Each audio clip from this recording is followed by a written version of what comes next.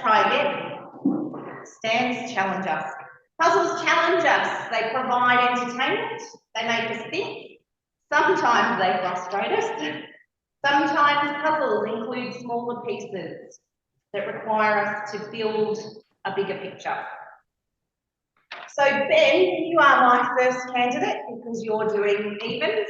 Ben, if you had the choice, which of the following puzzles would you be and why? Would you be a Rubik's Cube? Would you be a jigsaw puzzle? Or would you be a shape sorter, the old ones that we used to get from Tupperware that the little ones put the shapes in? So if you had to be one of those puzzles, which one and why? Thanks, Ben.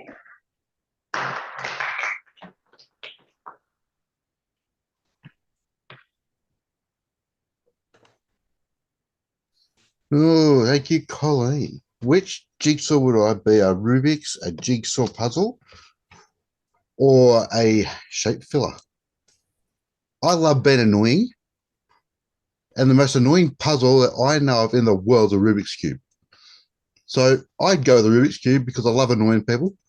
Purely because I love seeing the reaction when they get frustrated with trying to work something out, they can't do it. You know, because I do it myself. But we won't go there. Shush. But no, I'd be a Rubik's Cube because the Rubik's Cube is one of the most annoying puzzles you can think of. Considering the fact you got to twist and turn and fiddle and annoy yourself and get frustrated. And sometimes you end up going, oh, screw this, put it back, come back to it later, procrastinate on it. Then never get back to it. Because you're that annoyed with it that you don't care. So, yes, Colleen, I would be a Rubik's Cube. Thank you, and back to you.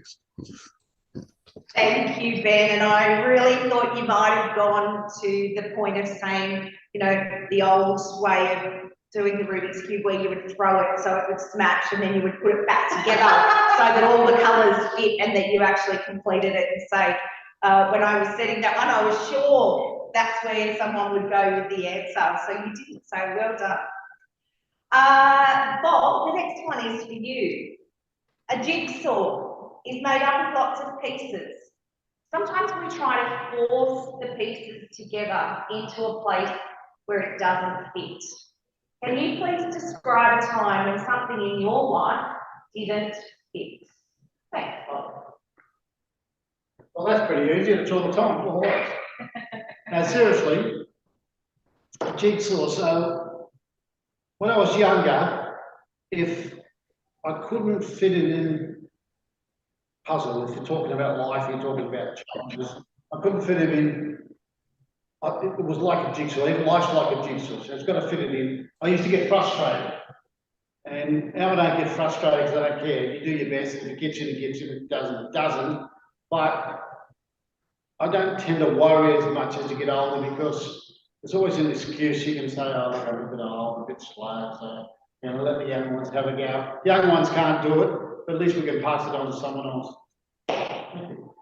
Thank you, Bob. And there's always those puzzles, you know, if you've been game enough to go to the 5,000 piece jigsaw puzzle and you think, oh, I'm going to get this, and you get a couple of pieces in and then you decide it is just too hard. And I was going to pose a question around if you were a puzzle, would you start on the outside or the inside? And Di had already covered that before, so I'm glad I took that question out. So thank you for covering that. Mark, the next one is for you. Solving a puzzle can be a huge achievement. Can you talk to us about a time when you've celebrated a huge achievement? Thanks, Mark.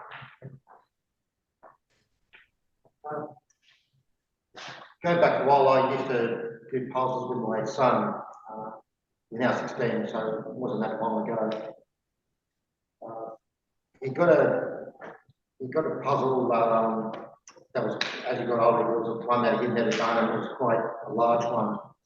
So he was in primary school, and I remember that it was really one of the biggest puzzles that we got for him, and he wanted a hand with it. And one day it was a rainy day, and it was just a day where we stayed home, and we got it done in a few hours. Well, it probably should have taken us so longer. So Probably that was a good achievement, getting it done so quickly, but it was a good day to do a puzzle. So that's what I remember. Thanks, Mark. And I don't know about people on the screen, but here on beautiful Durham country, it's a wet evening tonight, so it would have been a perfect time to sit and do a puzzle again, because puzzles are a great opportunity to sit, spend some quality time with our loved ones, so it's always nice to do that. Pat, my next one is for you. Puzzle pieces, jigsaw puzzle pieces, connect together. What is something that you connect with? Thanks, Pat. Thank you, Colleen. Good question. I connect with family. Family are my backbone, and I don't know where I'd be without my family. They keep me together. They keep me sane, and my grandchildren do too. And I have a new grandchild, so I have 6 grandchildren now. But yeah, family. Thank you, Colleen. Oh, Narelle, you're with us. Welcome. Oh, I caught something about Durham country, but I didn't quite catch the rest. Sorry. Thank you, Pat. And yes, just like pieces of a jigsaw puzzle, our family pieces fit together. Sometimes, you know, feels a little bit forced. Sometimes, you know, the piece is hidden down on the floor. We've dropped it on the floor and it's gone missing for a little while, but we always manage to find it and fit it back into that picture. So always great to have that. Di, sometimes our life mimics a puzzle. We just cannot work it out. Can you please describe a time when the solution to something just did not appear as easily as you would have liked? Thanks, Di. Thank you. I can share with you a dozen times in my life when you get up and you start with a plan. You say, all right, today I'm going to do this, this and this, and then something happens to change that. And today was one of those days. Of course, my daughter and her partner decided to go on date night last night and go to a concert in the city. And I had the grandbabies, which normally is a very nice activity to have the grandchildren and an enjoyable and a pleasurable moment. But last night was not one of them. My youngest granddaughter became quite ill, started projectiles from lots of different directions, which of course didn't help me sleep well and didn't help the morning run smoothly. So yes, we face this all the times where some of the things that should have happened as we planned them, but they didn't. Thank you.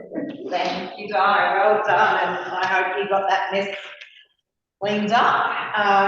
Not always the way that we would like our plans to go.